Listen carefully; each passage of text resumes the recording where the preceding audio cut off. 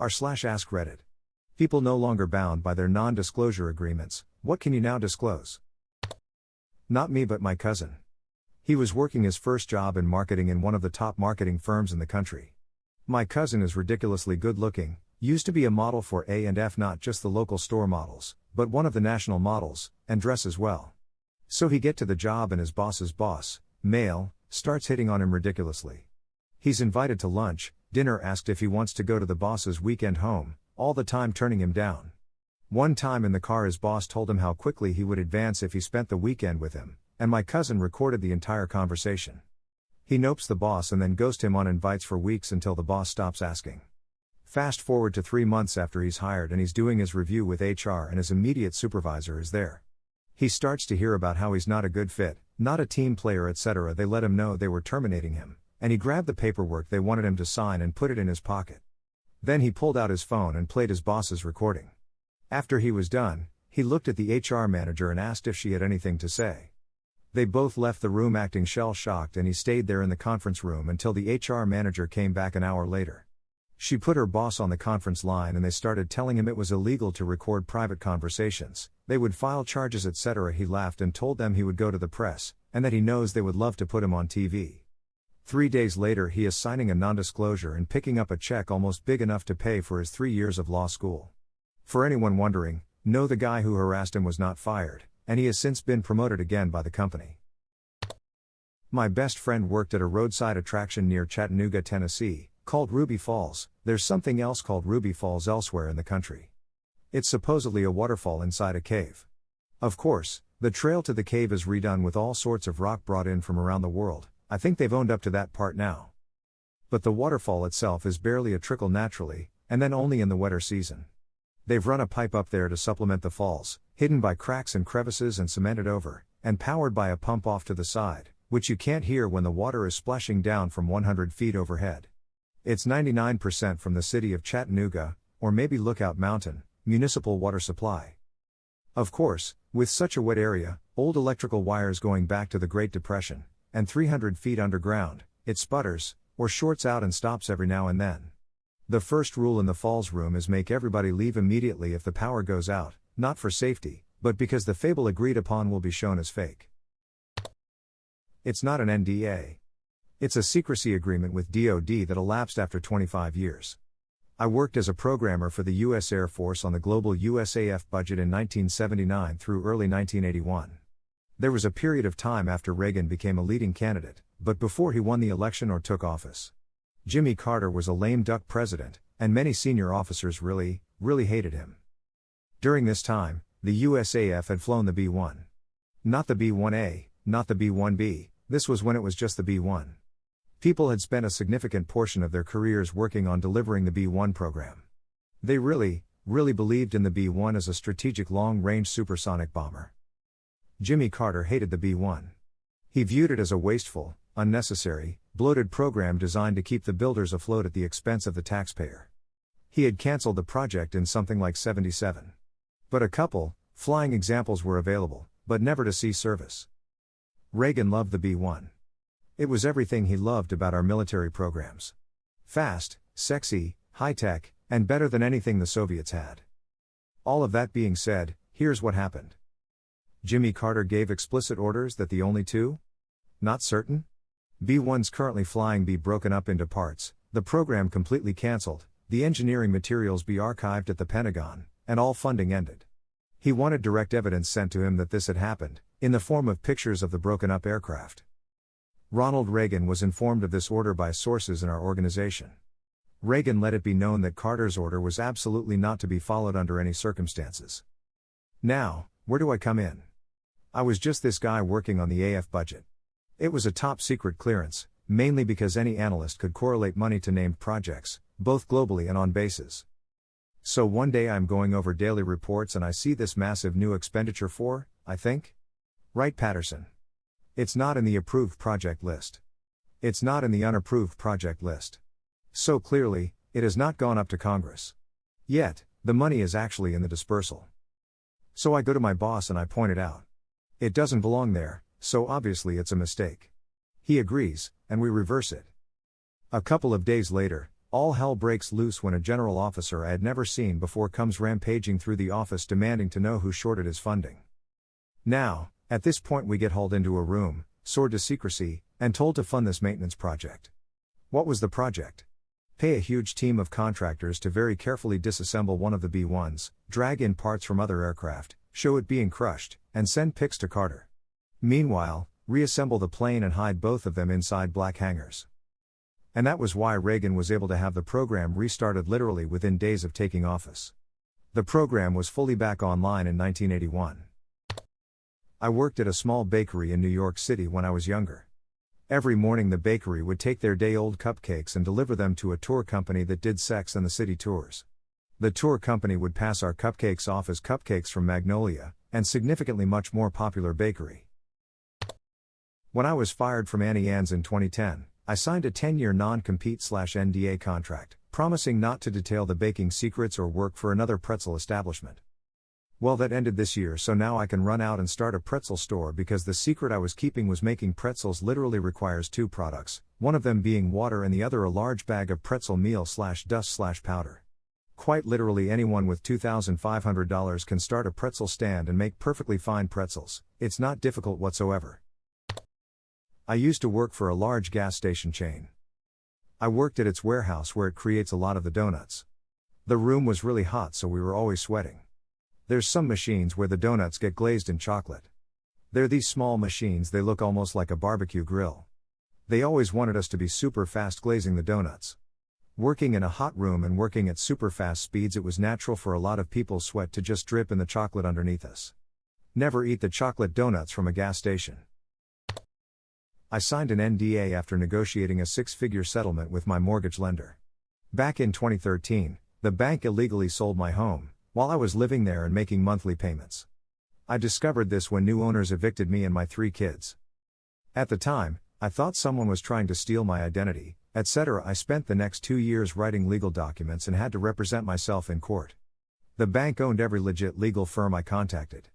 Also, the first lawyer I hired took my last $7,000 and was promptly disbarred for misconduct with previous cases. I had no money, no home, but I had a laptop, printer and access to the county court law library. We were about a week away from selecting a jury, when we came to a settlement agreement. In the end, each of my kids, now in their 20s, got an inexpensive new car and I live at the beach. Which bank? You ask. I can't tell you the name, but might I suggest that it rhymes with case.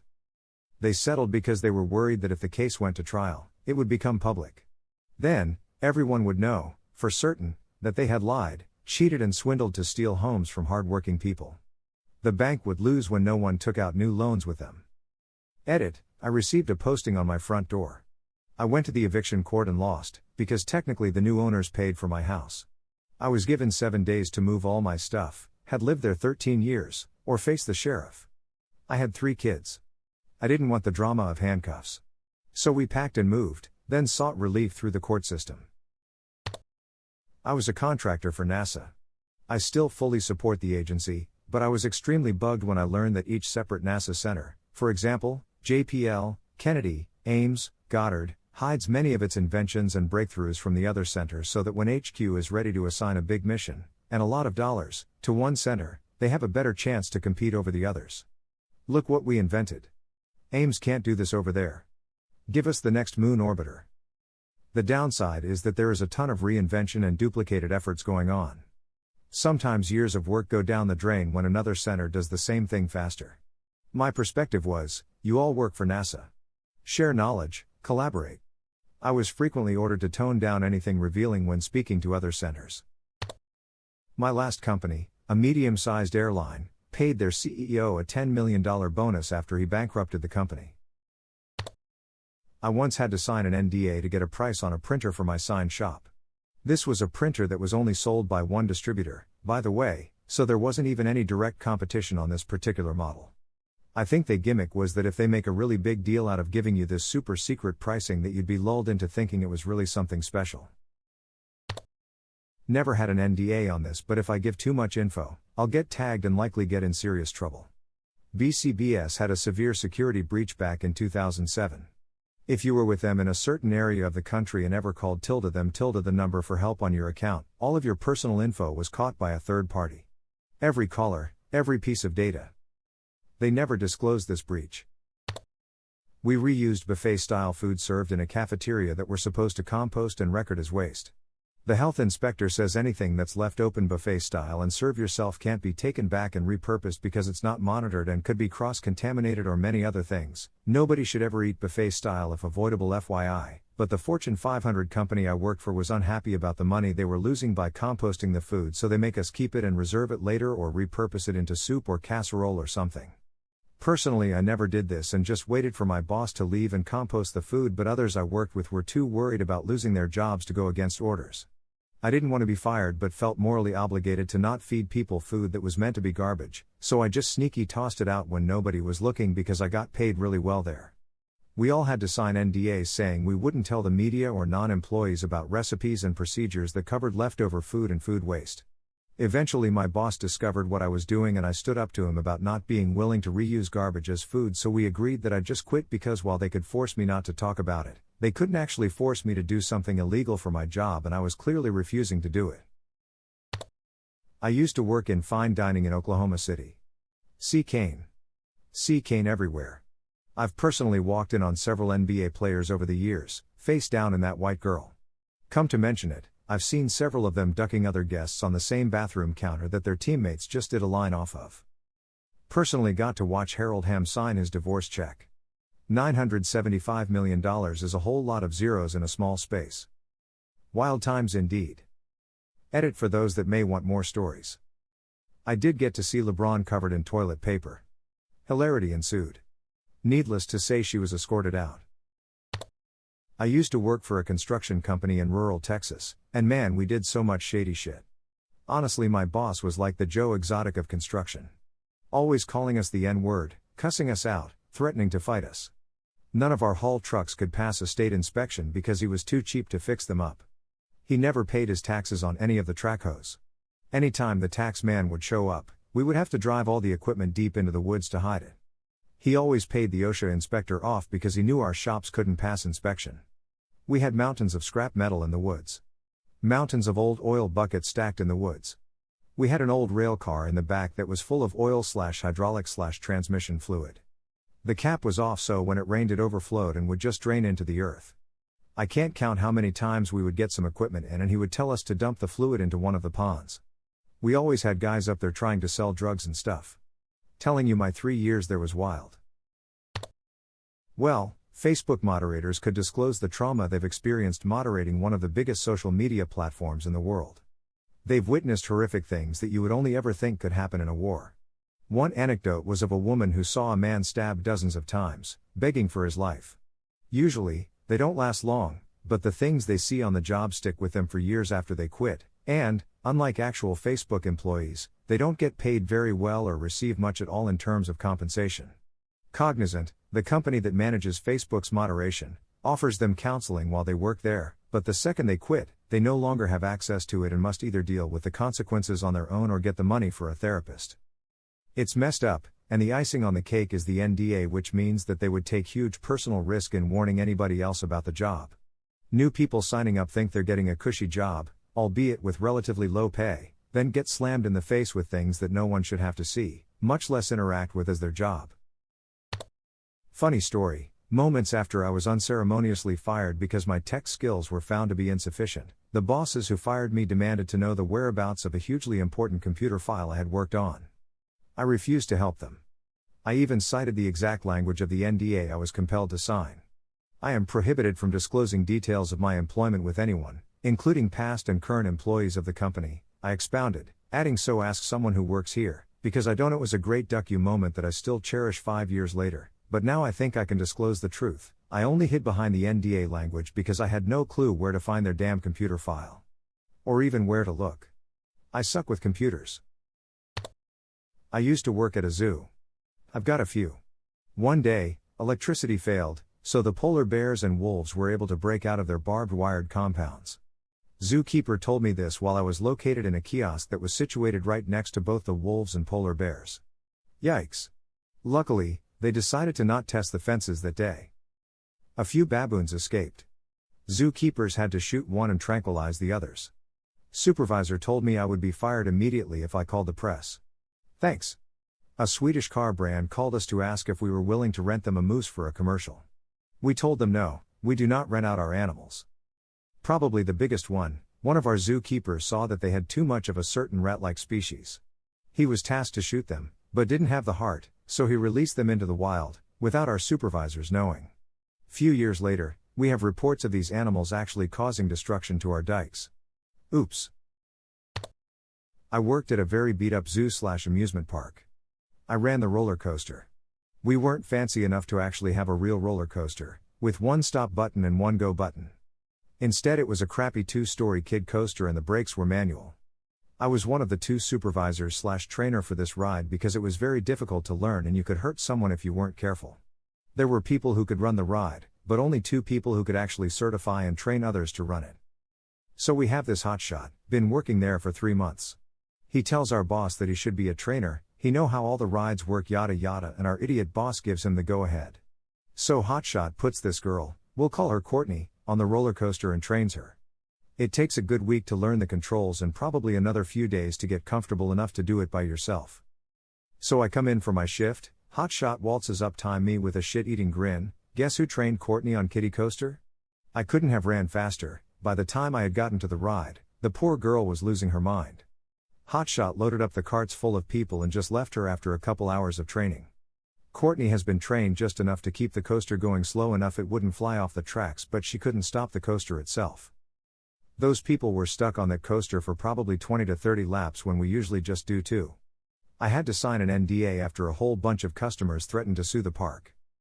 Ending of the story for those concerned, I jumped the tracks, Spider Monkey climbed into the control box and stopped the ride for Courtney and let her take the day for herself.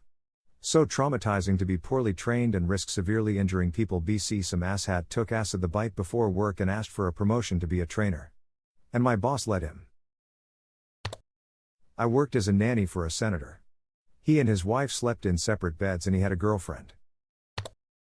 If you create your own business cards at the design and print station at a certain office retail center that rhymes with dead sex orifice, you're paying 4 to 5 times what you should because the whole system is done through Vistaprint.com. You could literally design and order the same amount and quality of business cards from your home for $10 as opposed to $39.99 or more you'd pay in the store. Sometimes Vistaprint will run promotions where you get 250 quality cards for free. But if you order them at Dead Sex Orifice, you're gonna pay out the wazoo for the exact same thing. University I used to teach at did not care what prospective students got for entry into the university. In multiple meetings I attended, they treated students as headcounts towards better course statistics, and if a single student was underperforming in a single semester, instead of removing them they would give them just above the threshold to stay on. This happens across a lot of universities. Final grading decisions were not down to me but course directors and head lecturers. I had raised it multiple times to an anonymous hotline at the university, but nothing was ever done. Worked as an accountant. Basically 4 of us having 100 plus clients. I don't know how it is in other countries, but here for a wage company has to pay certain taxes, for health insurance, pension fund and whatever else. The tax is a set percentage, so higher the pay, higher the taxes. Most people here are on minimum wage and median is maybe a bit higher. Bear in mind your pension depends on these taxes, not only if you'll get it, but also the amount you get. So as we did wages for these companies, we were ordered through a certain loophole in the law to make those taxes lower. The employee would still get his money, usually minimum wage, but taxes for that money were far lower. So if minimum wage is $300, pension would be $200 or so. With this method pension would be $120. Given the weird nature of taxes and how they are calculated, it's very hard for someone who has no idea how they work to figure it out, and would have no idea until they receive less money. Then we fix numbers for profit and revenue to make other taxes lesser. We also were forced to give legal advice based on our limited knowledge of relevant laws, and as I had a law class in management studied I was best fitted for that but basically knew jack shit. And not mention selling client data to rival clients if the money was good. Yeah, I booked out of there, my 3 co-workers a month later, after few months cause F going to jail cause some people are so greedy they avoid paying the minimum to live the luxury life as business owners. Stores like Ross, TJ Maxx, Marshalls etc. don't actually sell overstock and cancelled orders. Most of the merchandise is private label with a made-up MSRP. The name brand stuff you do find is typically made exclusively for them. And it's lower quality. Those Michael Kors handbags are lower-end materials and do not carry a warranty like ones bought in full-line stores. Those stores focus on the hunt with made-up MSRPs to trick the customer. Now they do buy cancelled orders still, but those represent a small fraction. Think about how many thousands of off-price retail stores exist. There's not that many overstocks and cancelled orders. Supply chain-wise, this method would fail. Source off-price operations manager for 5 years.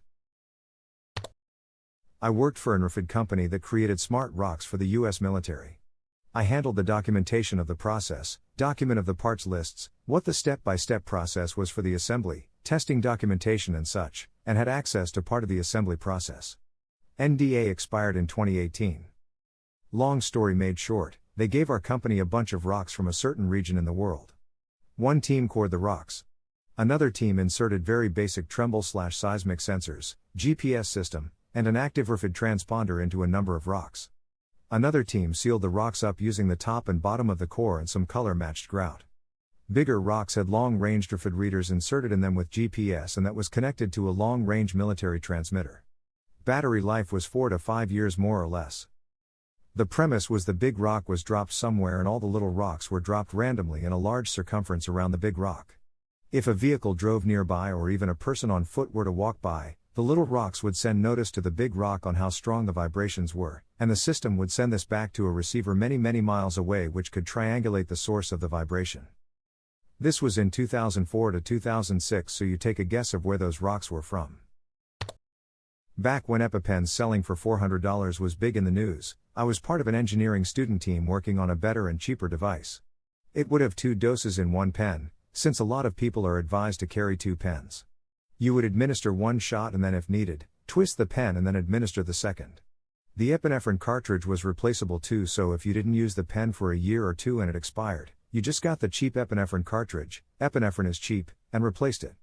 I ended up leaving the team because no one was contributing to the project except me. The brand new luxury apartment building I was renting a studio out of for $2,500 a month was built with substandard materials by unlicensed contractors. After we got all of our rent back as a settlement, we had to sign a non-disclosure and the rent went up for the new wave of tenants. Worked at Disney World for an internship, where they have their own police and fire station and hospital on grounds called Reedy Creek. If anything were to happen in the parks, a cast member or guest were harmed or needed medical assistance, they insist you call 911 from a Disney phone so that it will go to Reedy Creek, not the Orange County Police Department, so it is completely under the control of Disney. If you didn't have access to a Disney landline and absolutely had to use your cell phone to call the police, once the Orange County Police answered, you were required to request to be transferred to Reedy Creek to report the incident. Was also once told they forbid anyone from being declared dead on the park grounds, instead they'll list dead upon arrival at hospital on official documentation, but that may just be a rumor. Used to work at a company that made small frozen mini pizzas. You know the kind. They came in packs of 4. Each layer of 2 was joined together. About 5.75 inches across. Frick it was McCain. They had crust, sauce, 5 slices of pepperoni, and shredded cheese. After being cooked, there was some melted cheese. There were also some shredded cheese bits that didn't melt. They browned. The reason for that is simple. Mozzarella cheese is expensive, shredded frozen dough is dirt cheap. The shredded cheese was about 65% cheese, and about 35% shredded dough. They didn't have to list it on the ingredients cause the dough for the crust was the exact same. Victoria Beckham has had a bob job. I'm sure this comes as zero surprise to anyone. But back in the dark ages, nearly 20 years ago, I worked for a very famous gossip magazine, who covered her wedding and was very cozy with the Beckhams, and we had images of her scars. This wasn't now when no one gives a crap, then she was actively denying it because cosmetic surgery was still somehow embarrassing, I guess. The photographer who took them was directly paid by the gossip magazine, so the pictures were quickly buried and we were asked to sign an NDA. For all I know, I'm still covered, but it doesn't take a genius to work out as very slender woman with 2 watermelons on stuck to her chest has had a bob job. She's since had much prettier teardrop ones put in. Many years ago, some phone carriers from the UK, Spain and US were offering a service where voicemails could be automatically converted to text messages. This process was in fact not automatic. Instead, all those private messages would be sent to call centers in third world countries, such as mine in the Dominican Republic. But I learned another in India also handled the same service, where we would manually type everything we heard in those messages and then send it out. Everything was under NDA and you weren't even allowed to use cell phones. They never straight up told us we were working for those companies. Instead, they made up some fake company name, even though it would be easy to figure out from people mentioning the carriers in voice messages. They also had a list of forbidden topics to talk about, and one of them was talking about the company or any of those carriers. Eventually I looked them up and noticed most of them had a clause that said some messages could be used to train their software, but that was abused to send every single message offshore. My call center alone handled like 300 people working in 3 shifts to have 24/7 coverage. I was interning for a global consulting firm almost 20 years ago, and we had a client from a company in an African country show up looking to recruit 3 folks for their finance department: CFO, senior and junior accountants. At the final round of interviews, I was invited to sit in as I was the intern and I should probably learn something. The ethics question was asked: would you be comfortable maintaining 2 sets of books, one for the government and one that is true? Everyone who answered no was immediately removed from consideration. I once worked for a company that tracked how much Hollywood movies earned at the box office. We had so much data that the studios got concerned and demanded we all signed NDA'S. The NDA'S were sent to every team. They were sent on the precise day I was transferring teams. I, as far as I know, was the only employee who was not required to sign an NDA. Best tidbit? Lilo and Stitch opened the same weekend as Minority Report, but it was Minority Report which grossed the most money for the weekend. This was a lie. Minority Report actually earned slightly less, but 20th Century Fox couldn't have a Tom Cruise feature film being out-earned by a cartoon, so a deal was struck with Disney to allow Minority Report to be reported as having a higher gross. We never found out what was offered in exchange. Update: it should be noted that Spielberg directed Minority Report and had just come off a poor box office for AI, so coming in second could have seriously hurt his career. My old Christian school made my parents sign an NDA about their worship practice. I spent more time memorizing Jesus than math. When I transferred to public school in 4th grade, I was absolutely astounded at the concept of multiplication. I thought it was something I came up with. They never taught multiplication or division. They also taught that girls needed to be subservient to boys and let them do whatever they wanted, which resulted in a power dynamic issue and a lot of bullying. No parent could sue the school for child endangerment because of the NDA. I used to be a helicopter pilot for a tour company in Las Vegas. Many of our guests come in nervous for their flight tour. Even though commercial flight is leaps and bounds safer than driving. But it's okay, I get it, helicopters are crazy, and they always explode in the movies. But what is really scary is how our managers value profits over flight safety. If the helicopter isn't flying, they aren't making money. For example, there was once a huge, and I mean massive, thunderstorm on my flight path. It doesn't take a genius to realize aircraft and thunderstorms don't mix. I told my manager I wasn't doing the flight that day. My manager asked me, "You mean you won't even try to fly through the storm?" I said nope, finished up my paperwork, and went home. The company I worked for openly encouraged us to steal code from open source projects and make it look like out code. There was a whole team whose job was to make sure the code looked like the company's. And they kept filing for patents world over as their own. It is for this reason that I try to never pay for software and always go for open source. At least you know the vulnerabilities. As always, thank you for watching. Please like and subscribe if you enjoyed the video, show your support. Leave your thoughts and opinions down below.